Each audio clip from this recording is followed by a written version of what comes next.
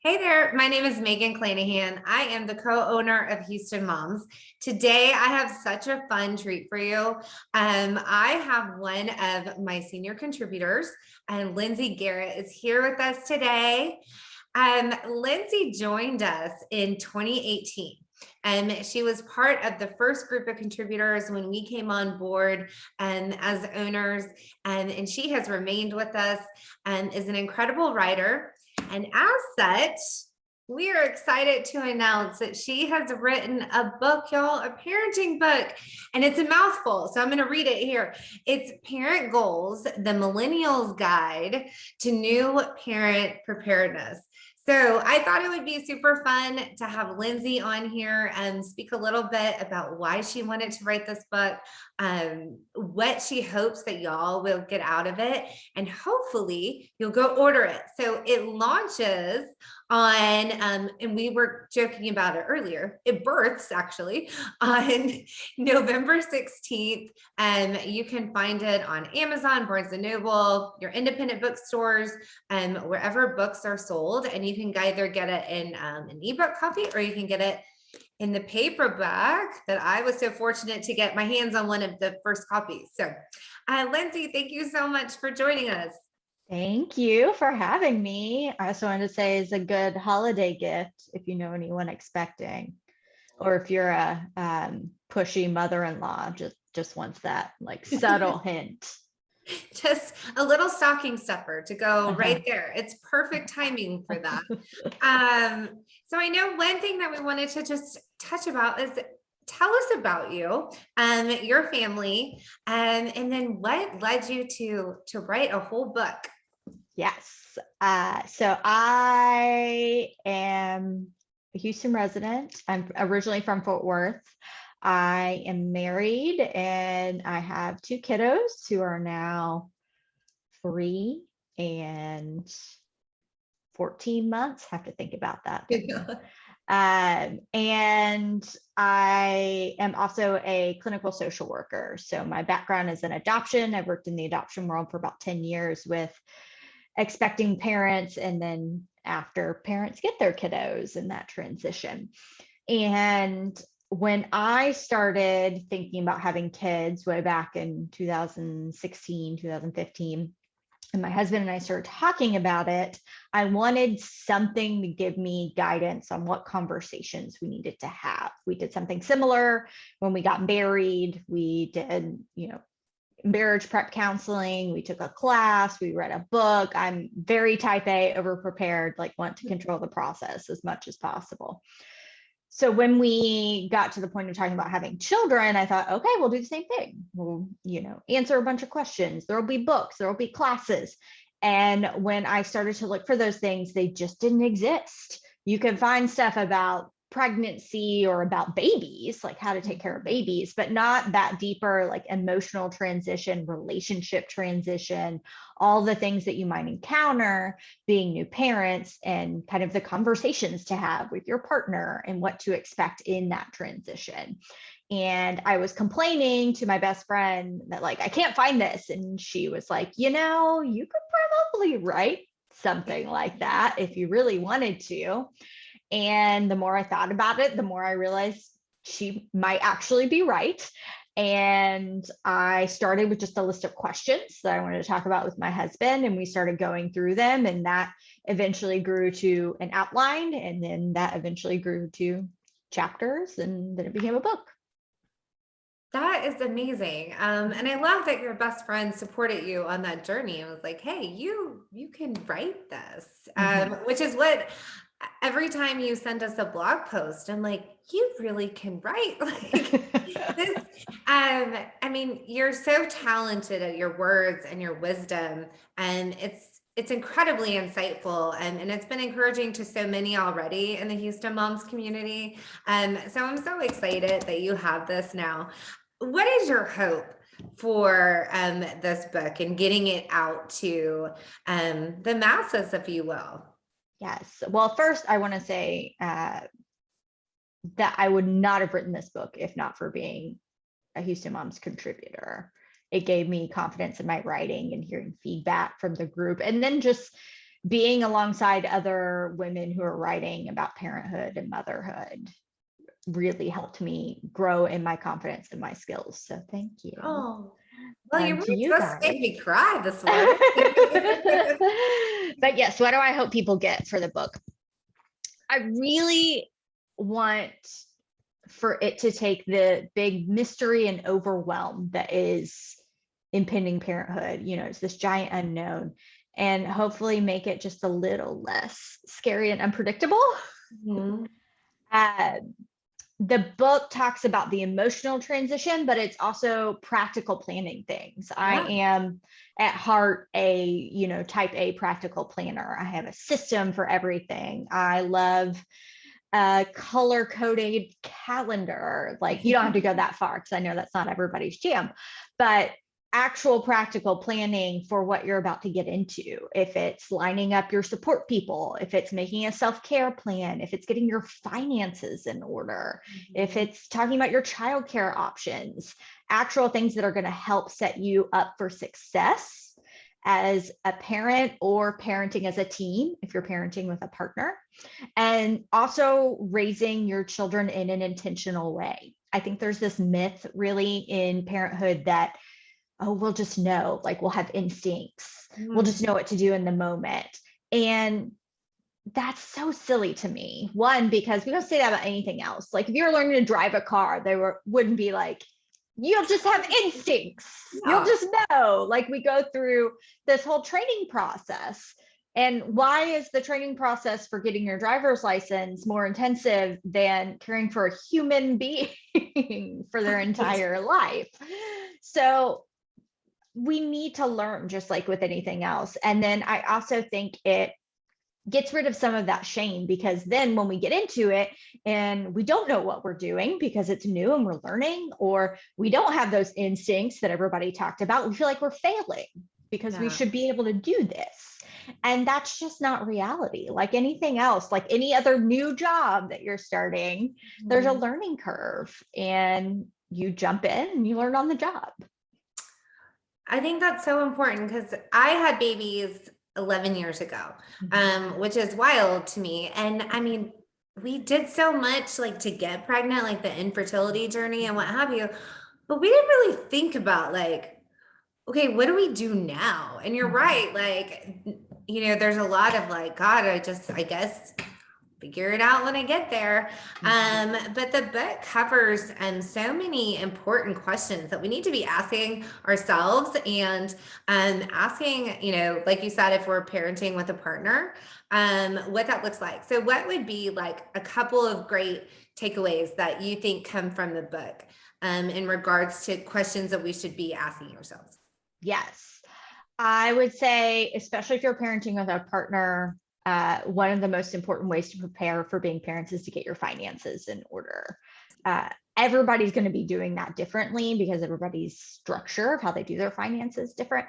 But if you're the person who's just kind of bebopped along and like never had a budget and not really paid much attention to it, your new costs are going to skyrocket. Like I'm sure you know, Megan, from those years. I'm in, you know, pre-elementary school years still with my kids. Childcare is so expensive. It's so expensive. And figuring out if you're going to pay for childcare, what the dynamic's going to look like for each of you working, how flexible your schedules are, all of that kind of goes into it. And then also exploring those underlying emotional power dynamics when it comes to finances, because those are always there in every relationship. And you want to tackle those things now, ideally before your kid gets here, so that you're not, you know, having that debate or discussion or argument when you're super sleep deprived with a 3-month-old and you're trying to make a childcare plan. That's such a valid point. Because, you know, children are going to just ramp up that stress level, and much better idea to have those conversations coherently before you're in the mix of it. There was something I read in about kind of your expectations of parenting and how when you're, you know, you're each coming from a different place. and how you were raised, and then your specific idea in your head. So do you talk about that in here, and how to balance, how to have those conversations? Yes. So expectations are really important, and making them explicit instead of implicit. Like, I think for those of us that are in long-term relationships or partnerships, you can probably think of a time when you like expected your partner to do something a certain way, or you had it like, I feel like anniversaries is a good stereotype of like, no, I don't want anything. It's not a big deal, but actually you do want something, but you never said it, so they don't know. And now you're in this conflict. Same with parenting. If you have specific expectations or things that you feel are important, you need to share those, because how else is your partner going to know it? And then kind of checking your expectations as well. Unrealistic expectations are a main environmental risk for developing postpartum mood and anxiety disorders, which I talk about in the book and share my own experience with that. And they're much, much more common than we think. They affect 1 in 5 men and 1 in 5 women and 1 in 10 men. I think we think of those as more of like hormonal things that only affect women who've been pregnant, but they affect men as well. And they affect, partners who didn't birth a child. And I see them a lot in the adoption world. So just because you weren't pregnant and gave birth doesn't mean that you're not at risk for this. And I think that's something that's really important to be aware of. And expectations can really factor into that, because if you have unrealistic expectations, then when you get into it, it's a lot harder, and you're thinking that something is wrong or that you're doing something wrong because your expectations were so high. Well, and there was something my therapist said to me one time. It's like expectation in itself is just a way to inevitably lead to disappointment. Because like and especially the unrealistic ones, right? So we're expecting something that maybe just not in the cards, when now suddenly you have a newborn or a toddler and all of the things. There are so many important points in this book. I know you also talk about self-care, and can you speak to that a little bit? Because self-care is not just a shower, right? Yes. On expectations, before we switch to self-care, I also I interviewed 50 parents in writing this book, and I included quotes from them and sharing of their experience that I hope will help set expectations. Because if you don't know anybody that has small children or has recently become a parent, you may not have that resource to talk to. So it's built in there in the books. You kind of know from their experience what to expect. Awesome. But yes, self-care. It's not just a shower. I feel like that could be a title of the book. Yes. So true self-care is finding things that nourish your soul as well as your body.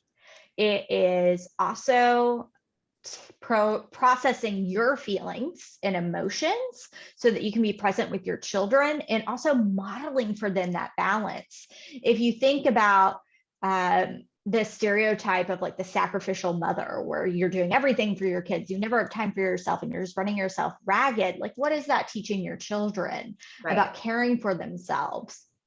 So self-care is important. It's also very individualized. What works for one person may not work for another person. A lot of my self-care things revolve around planning, and also exercise is a big self-care for me. For other people, it might be venting to a friend, or journaling, or watching trashy TV and turning their brain off. It can really be anything. But you have to really reflect on what works for you, and then find ways to build that into your routine. It's not just something special you do all the time. And I actually walk readers through in the book making your own self-care plan for those of us that may have a hard time doing that. That is such a key idea, though, because I think a lot of times we hear the buzzword self-care, and like we'll see something like on Instagram, we'll be like, oh, that's cute to share. But we don't have a plan in place for the self-care. Like, what does that look like to keep myself mentally, emotionally healthy? And what's realistic? Because what's realistic when I have a newborn is going to be completely different from what's realistic when I have a 5-year-old. Right. Absolutely. I love that so much. I'm not surprised at all that you have a plan for self-care in the book. I mean, things that don't shock me. I know you go through so much in this. And so I encourage everyone to grab a copy of this. It's called Parent Goals, the Millennials Guide to Parent Preparedness. I'm sure as y'all can tell, speaking with Lindsay, she is so well informed.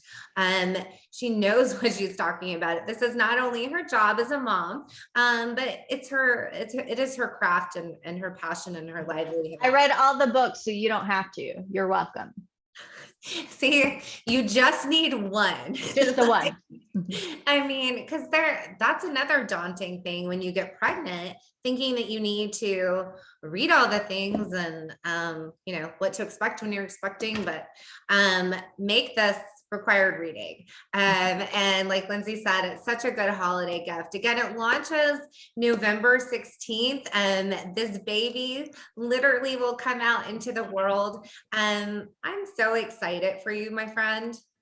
Thank you. I also wanted to know, since we're talking about parents, that I worked really hard to try and use inclusive language in the book. So it doesn't matter if you're a mom, if you're a dad, if you're non-binary, if you're gay, straight, trans, whatever your background, really tried to be inclusive in that. I know, we primarily focus on moms, but I think especially for dads, those conversations are important too. Oh, 100%. And the inclusivity is super important for everyone on this crazy journey of raising children and bringing them into the world. And we're just so thankful that we have voices like yours that can help make it, just like you said, a little bit easier and feel a little less lonely, and that you're a little more ready to do this thing, because you can do it. But it is helpful when you have experts telling you some helpful tips.